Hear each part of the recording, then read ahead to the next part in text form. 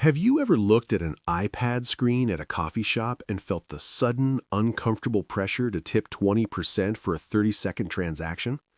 Tipping in the U.S. is no longer just a reward for great service.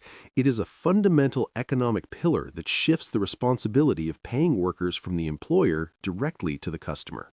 This is the logic of the tipped minimum wage. And to understand it, we have to look at a massive legislative loophole.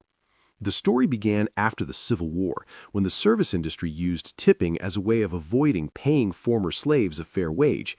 It was a dark origin for a custom that eventually became standardized during the Great Depression.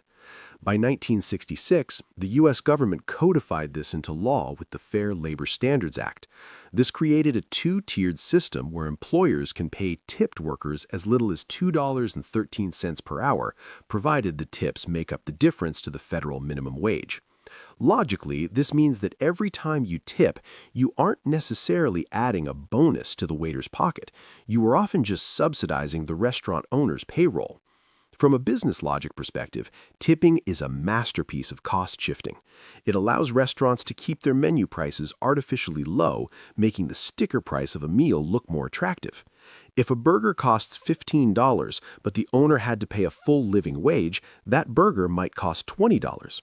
By using tipping, the owner hides that extra $5 in a voluntary yet mandatory social contract at the end of the meal.